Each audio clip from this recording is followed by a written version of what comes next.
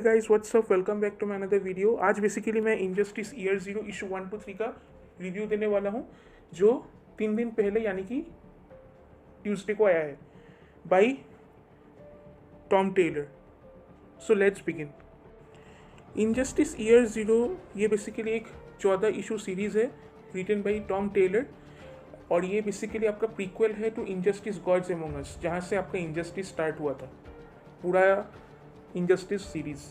फिर Injustice Gods Among Us के बाद आपका ग्राउंड ज़ीरो, फिर इनजस्टिस 2, फिर इसके बाद आपका injustice versus masters of the universe जो एक आया था, मतलब वही। और ये आपका प्रीक्वल है पूरा इनजस्टिस गॉड्स अमंग अस के पहले, मतलब जब सुपरमैन जब जोकर को किल किया था उस सारे इवेंट्स के पहले। तो चलिए आगे बढ़ते हैं। बेसिकली इशू नंबर 1 में हमें जस्टिस लीग ऑफ अमेरिका के मेंबर्स और जस्टिस सोसाइटी ऑफ अमेरिका के मेंबर्स को दिखाए जाते हैं, और यहाँ पर बेसिकली हमें 1 साल पीछे ले जाया जाता है, और यहाँ पर हम ब्लैक गेट पेनिटेंटियरी में देखते हैं कि आंड्रे और रिक वो दोनों कुछ आपस में प्लान बना रहे थे कैसे वो लोग इस प्रिजन से भाग सके और वो लोग कैसे अपना डोमिनेंस कायम कर सके। तो ये सब वो लोग प्लान बना रहे थे। और फिर हम लोग जब आगे बढ़ते हैं, फिर हमें यहाँ पर सुपरमैन दिखाई देता है, फिर हमें हंट्रेस दिखाई देता है, डेमियन, नाइटविंग, और यहाँ पर बेसिकली वो लोग कुछ गूंस को पकड़ते हैं, और फिर डेमियन सुपरमैन को बोलता है कि हमें तुम्हारा हेल्प नहीं चाहिए, और वो लोगों के बीच एक आम कॉन्वर्सेशन होता है, और बाद में वो लोग सब वहाँ से चले जाते हैं।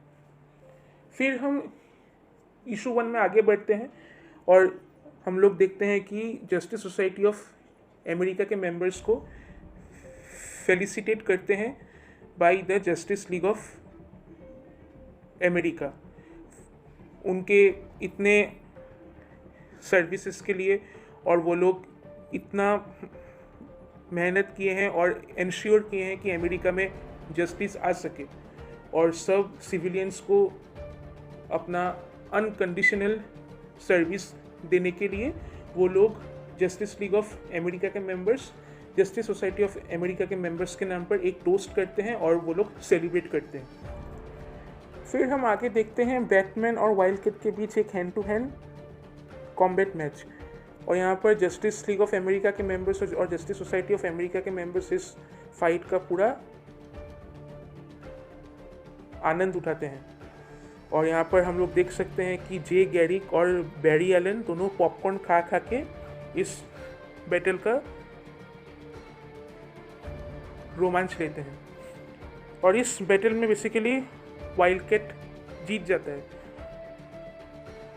फिर हम देखते हैं कि स्पेक्टर एलन स्कॉट को बोलता है कि वो वहाँ से जा रहा है। फिर हम देखते हैं कि बैटमैन जे गैरिक और फ्लैश के ऊपर एंग्री था, क्योंकि वो दोनों पॉपकॉर्न खा के बैटमैन और वाइल्ड कैट के hand to hand combat match का एंटरटेनमेंट ले रहे थे, और उसी कारण से बैटमैन फिर वॉच टावर छोड़ के जा रहा था। फिर हम लोग देखते हैं कि जोकर और उसके गैंग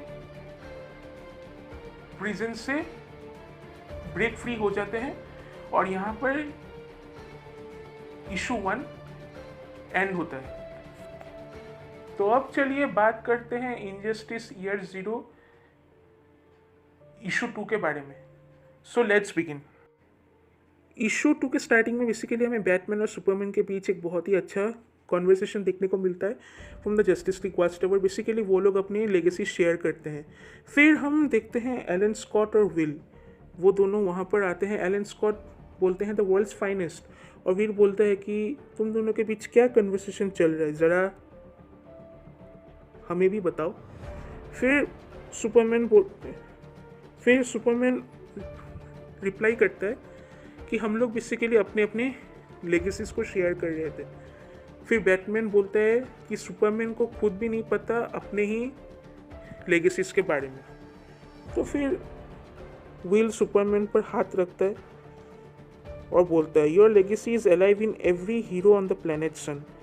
और एलन स्कॉट भी बोलता है you may not have noticed but you are Superman, you have inspired your entire generation and the next. तो ये बहुत ही एक अच्छा सुनहरा जस्टिस लीग ऑफ अमेरिका और जस्टिस सोसाइटी ऑफ अमेरिका के मेंबर्स के बीच देखने को मिलता है। फिर हम लोग इसके बाद देखते हैं जोकर और हार्ली क्विन, बेसिकली वो दोनों ने आंड्रे को अपने कार में गिरफ्त में लिया है और उसे ब्लैकमेलिंग कर रहा है और उसे अपने ग्रैंडसन के घर में भी भेजता है। और फिर हम लोग देखते हैं ब्लैक गेट पेनिनटेंटियरी से बैटमैन को कुछ मैसेज आता है कि जोकर वहाँ से भाग गया और हार्ली क्विन उसके साथ है। तो वहाँ पर नाइटविंग और हंट्रेस और ज़्यादा इन्वेस्टिगेट करते हैं और हमें यहाँ पर कमिश्नर गॉर्डन को भी देख सकते हैं। फिर जोकर आंड्रे को बोलता है कि तुम मुझे और सीक्रेट्स बताओ, नहीं तो मैं तुमको नहीं छोड़ने वाला। फिर आंड्रे के ग्रैंडसन का घर में जोकर खुद गया, दरवाज़ा तोड़ा और उसको टॉर्चर करने लगा। तो फिर आंड्रे बोलने लगा प्लीज़ उसको मत मारो, I will tell you everything.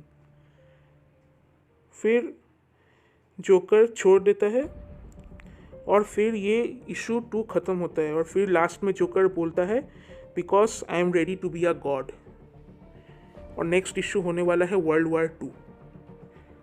तो अब चलिए बात करते हैं इनजस्टिस ईयर 0 के इशू 3 के बारे में। तो यहाँ पर बेसिकली हम लोग देखते हैं कि आंड्रे जोकर और उसके गैंग के मेंबर्स को हिटलर के स्टोरी के बारे में थोड़ा बताता है कि in 1945 Hitler put a gun in his mouth and pull the trigger.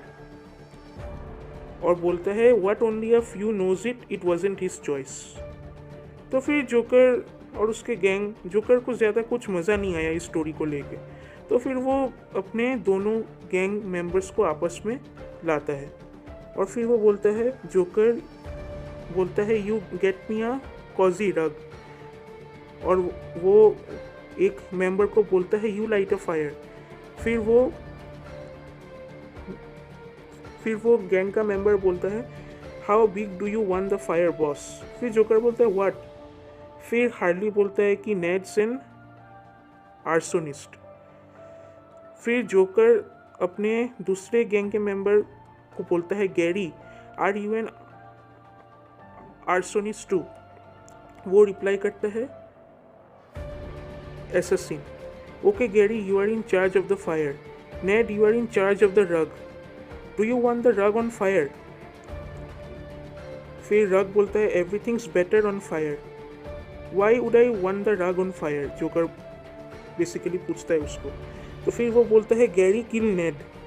Why? फिर जोकर बोलता है that's a convenient assassin. Sorry about that, Henry.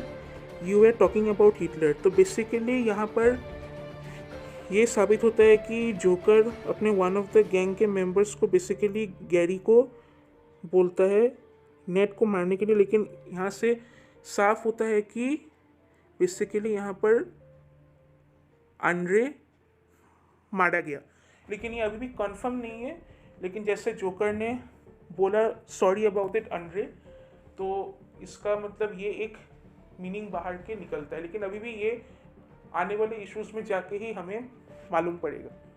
फिर हम लोग 1942 के टाइम इजिप्ट में कार्टर हॉल और शायरा को देखते हैं। वो लोग एक केव के अंदर जाता है। वहाँ पर बेसिकली वो लोग एक one of the Egyptian gods Apophis के डेड बॉडी को देखते हैं।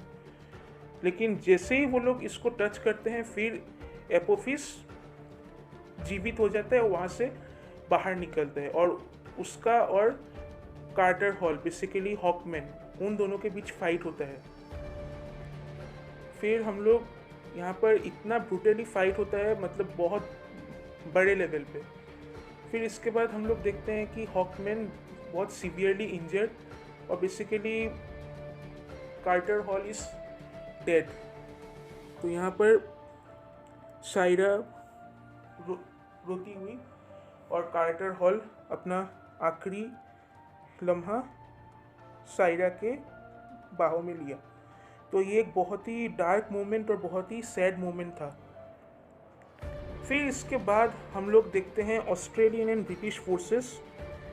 वो वहाँ पर हमें नज़र आता है डर्क स्ट्रेसर और यहाँ पर सर्जेंट उली, और यहाँ पर उन दोनों कैंप्स के बीच हम लोग बातचीत देख सकते हैं।